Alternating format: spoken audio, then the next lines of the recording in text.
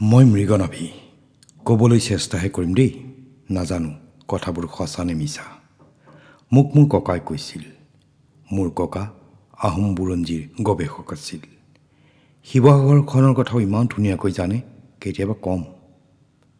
দীঘলী পুখুৰীৰ জন্ম কাহিনী এদিন কৈছিল ককাই।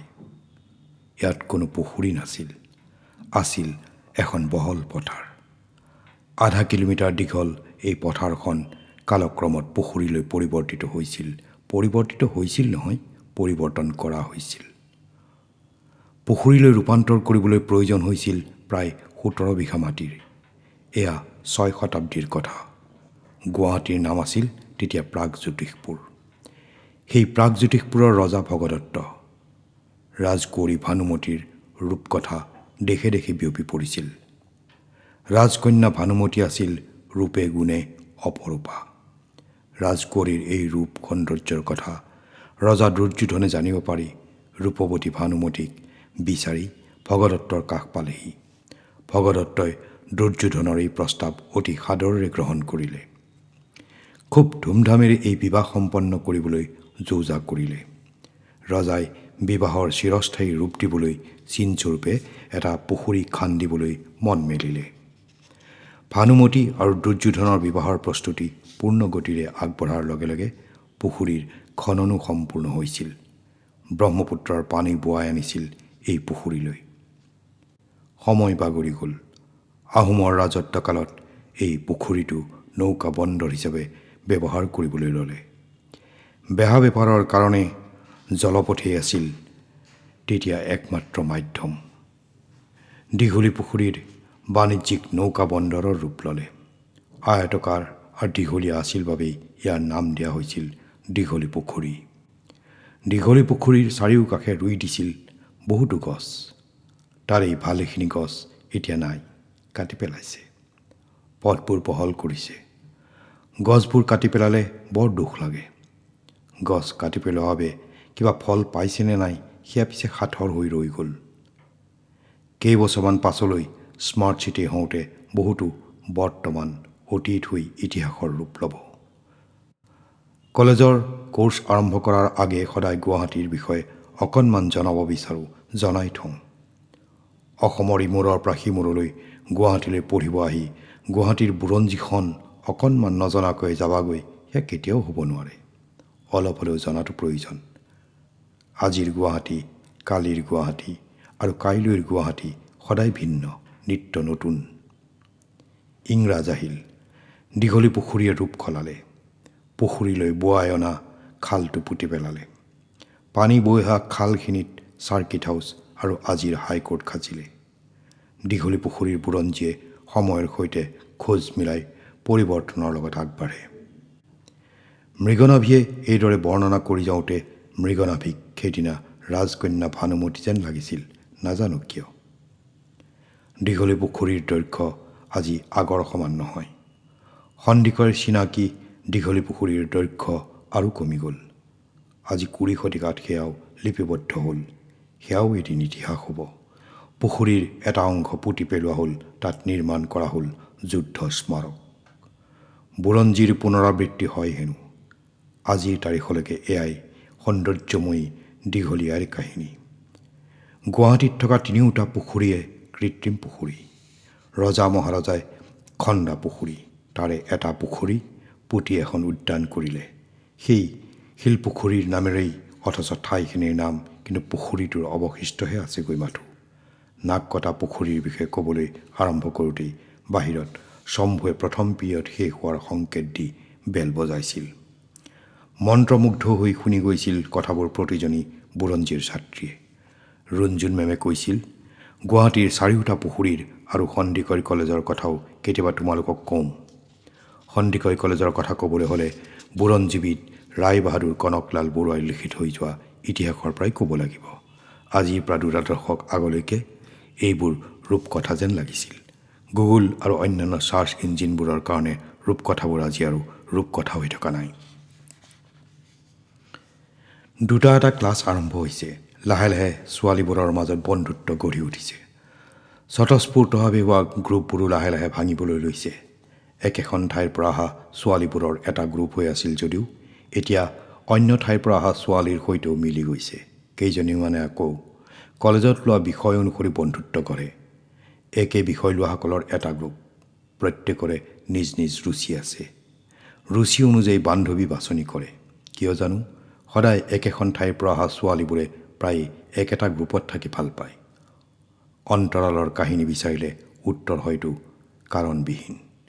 নিয়ম নমনা থিয়ৰী, হয়তোবা থিয়ৰী অৱ ভিচিনিটি আৰু থিয়ৰী অৱ এফিনিটিৰ সংমিশ্ৰণ। ফেশ্বন জগতত বিচৰণ কৰি ভাল পোৱাবোৰৰো এটা গ্ৰুপ আছে। ক্লাছ নকৰাকৈ ঘূৰি ফুৰাবোৰ। বিভিন্ন গ্ৰুপ, বিভিন্ন মানসিকতা। ছাৰ বাইদেউসকলে সকলোৰে মানসিকতা দুদিনমানৰ ভিতৰতে বুজি পায়।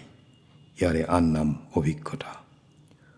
উজনিৰবোৰ উজনিৰ সৈতে আৰু নামনিৰবোৰ নামনিৰ সৈতে। কিয় বাৰু? আৰু গুৱাহাটীৰ ছাত্ৰীবোৰ? সময় পাৰ হোৱাৰ লগে লগে সকলোবোৰ মিলি যায়।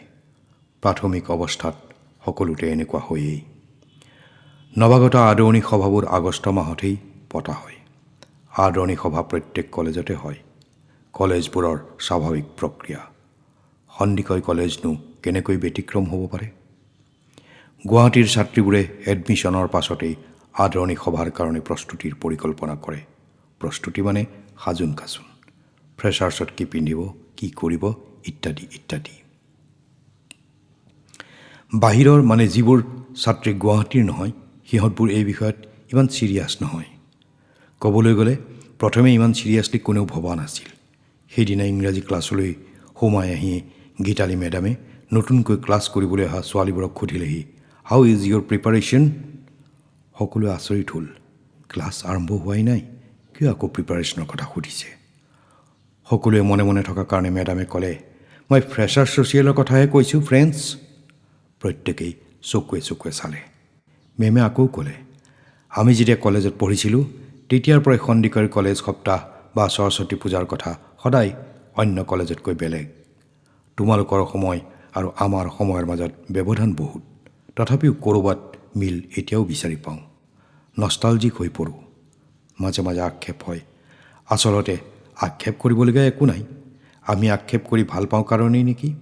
কেতিয়াবা ভাবোঁ আমি এই প্ৰজন্মৰ হোৱাহেঁতেন ভাল আছিল। প্ৰজ্বলিতাই সুধিলে, মেম কিয়? নহয় মানে আজিকালি ইমান ধুনীয়া মেখেলা চাদৰ শাড়ীবোৰ ওলাইছে, লগত আকৌ ডিজাইনাৰ্ছ ব্লাউজ। এইবোৰ দেখিলে আজিৰ ছোৱালীবোৰলৈ ঈৰ্ষা হয়। চাবাচোন, যিদিনা সাংস্কৃতিক সমদল উলিয়াই ৰাজপথলৈ ওলাব, ইমান ভাল লাগে। ৰাজপথত যেন এজাক পৰীৰহে সমদল। অৱশ্যে এটা কথা, ষ্টাইল সদায় আধুনিক। আমাৰ সময়তো চাগৈ আমাক দেখি আমাৰ আগৰ প্ৰজন্মই আফচোচ কৰিছিল।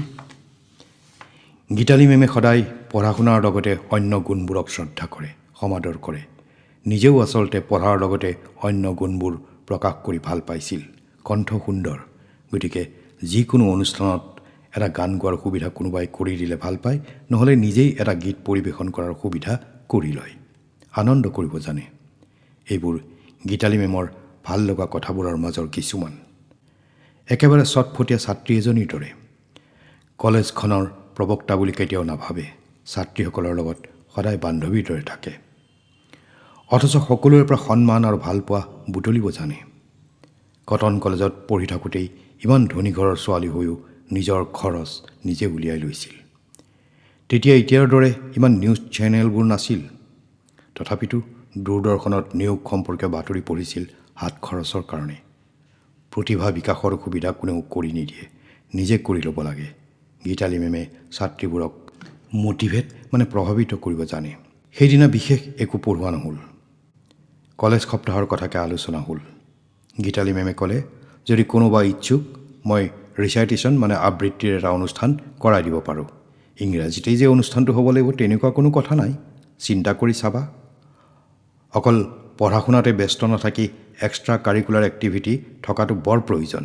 নাচ গান আবৃত্তি কবিতা গল্প আদি লিখাৰ চখ থাকিলে বিকশিত কৰাৰ প্লেটফৰ্ম নিজেই উলিয়াব লাগিব। নৱাগত আদৰণিৰ প্ৰগ্ৰামৰ কথা আলোচনা কৰি থাকোঁতে কেনেকৈনো সময়খিনি পাৰ হৈ গ'ল গমকেই নাপালোঁ। পিছৰ ক্লাছৰ বাবে বাহিৰত বেল বজাইছিল। বিজ্ঞানৰ আৰু কলা শাখাৰ ছোৱালীবোৰ ভাগ হৈ আঁতৰি গৈছিল। ইংৰাজী বা অসমীয়া ক্লাছত কলা বা বিজ্ঞানৰ ছাত্ৰীবোৰ একেলগে বহে। গীতালি মেমে যেন সকলোৰে মনত কিবা কৰাৰ উদ্যমৰ শিপা এডালহে ৰুই থৈ গৈছিল। আচলতে প্ৰতিজনী ছোৱালীৰ বিশেষ এটা গুণ থাকেই, প্ৰকাশিত বা অপ্ৰকাশিত ৰূপত। প্ৰথমে পুৰণি ছাত্ৰীনিবাসৰ ছোৱালীবোৰে ক'লে, আমি এটা সমবেত সংগীতকে গাম দিয়া, আজি ছুটিৰ পাছত হোষ্টেললৈ গৈ ৰিহাৰ্চেল কৰিম। ডিব্ৰুগড়ৰ বিথিকাই আগভাগ ল'লে। আগুৱাই যোৱাতহে ডাঙৰ কথা, কিন্তু কোনটো গান লোৱা যায় বাৰু? অলেখাই ক'লে, ভূপেন হাজৰিকাৰ কহুৱা বন মোৰ অশান্ত মন আলফুল হাতেৰে লোৱা সাৱটি বঢ়িয়া হ'ব। ভূপেন দাৰ গান গোৱা কিন্তু সহজ নহয় দেই, চিকমিকে ক'লে। সেয়াটো হয়েই, কিন্তু ভূপেন দাৰ গানবোৰ আমি নতুন প্ৰজন্মই গালেহে গানবোৰ জীয়াই থাকিব, চেষ্টা কৰিব লাগিব আকৌ। ভূপেন হাজৰিকাৰ গান কোনেও ভূপেন দাৰ দৰে গাব নোৱাৰে। ভূপেন হাজৰিকা সেইকাৰণেই ভূপেন হাজৰিকা আকৌ। এইবাৰ মাত লগালে মৌচুমীয়ে ক'লে, মই জানা ভূপেন দাৰ গীতৰ এটা কৰ্মশালাত যোগদান কৰিছিলোঁ। সেই কৰ্মশালাত আমাক সমৰ হাজৰিকা মানে সমৰ দাই অনুষ্ঠানৰ আৰম্ভণিতে সকলোকে সুধিছিল, কোৱাচোন ভূপেন দাৰ গান কোনে একেবাৰে ভূপেন হাজৰিকাৰ দৰে গাব পাৰে? সকলোৱে কৈছিল জুবিন গাৰ্গে, ৰঞ্জন বৰঠাকুৰে, কোনোবা এজনে ইন্তিৰ নামো লৈছিল, মৌচুমী চহৰীয়াই ইত্যাদি ইত্যাদি নানা উত্তৰ। কিন্তু কাৰোৰে উত্তৰ শুদ্ধ নাছিল। ৰেবাই ক'লে, মৌচুমীয়ে ছাছপেঞ্চ বঢ়াই গৈ আছে আৰু, কোৱা আকৌ কোনে গাব পাৰে? আমাৰ মাজত সেইদিনা কৰ্মশালাত উপস্থিত আছিল বাতৰি পৰিৱেশক বেদান্ত শৰ্মা। তেখেতে কৈছিল, সমৰদা মই কওঁ নেকি? কোৱা জানা যদি। ভূপেন দাৰ গান ভূপেন হাজৰিকাৰ দৰে পৃথিৱীত কেৱল ভূপেন হাজৰিকাই গাব পাৰে। বেদান্ত, তুমি একেবাৰে সঠিক কথা কৈছা বুলি সাৱটি ধৰিছিল। বেদান্ত আৰু সমৰদাক প্ৰায় একেলগে দেখা যায়। দুইজন ব্যক্তিৰ বন্ধুত্বৰ কাৰণ কিন্তু কোনেও নাজানে। বেদান্ত যে ভূপেন হাজৰিকাৰ একান্ত অনুৰাগী সেয়া সকলোৱে জানিব পাৰিছিল। ভূপেন দাক আকাশীযানেৰে সুদূৰ মুম্বাইৰ পৰা গুৱাহাটীলৈ লৈ অনাৰ পাছত বিমানবন্দৰৰ পৰা একেবাৰে সমাধি ক্ষেত্ৰলৈকে ভূপেন দাৰ কাষত বেদান্তক দিনে নিশাই দেখিছিল সকলোৱে। ভূপেন হাজৰিকাই অসম আৰু অসম মানেই ভূপেন হাজৰিকা। ভূপেন দা য'ত তাতেই বেদান্তহঁতৰ লগৰকেইটা।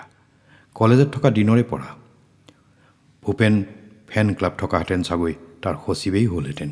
ভূপেন দাৰ মহাপ্ৰয়াণৰ পাছত বেদান্তৰ কণ্ঠৰ সূৰ্য এটা নোহোৱা হ'ল কবিতা আবৃত্তিটোৱে চকু সেমেকাই তোলে। মহাপ্ৰয়াণৰ এবছৰ পাছত প্ৰিয়ম হাজৰিকা গুৱাহাটীলৈ আহোঁতেও ভূপেন দাৰ বৌ বুলিয়েই প্ৰিয়ম বৌক কিমান মৰম দেখুৱাইছিল, সন্মান যাচিছিল, বহুতো অনুষ্ঠান কৰিছিল। আমাৰ অসমৰ বোৱাৰী খং কৰি নহয়, অভিমান কৰিহে আঁতৰি আছিল প্ৰিয়ম বৌ। কিমান যুক্তি, সঁচা প্ৰেমতহে অভিমান থাকে। বাহ বেদান্ত, ভূপেন হাজৰিকা, সমৰ হাজৰিকা, প্ৰিয়ম পেটেলৰ সমীকৰণৰ সমাধান কৰা গৰাকী কোন? এইবোৰ শুনি থাকিলে নহ'ব, কৈছোঁহে মই। সেইকেইদিন ময়ো অনবৰতে লাগি আছিলোঁ। বেদান্তহঁতৰ দৰে ময়ো একেই ভূপেন হাজৰিকা পাগল, দীপলিপে ক'লে। গান আৰম্ভ কৰিবা নে কথাকে পাতি থাকিবা?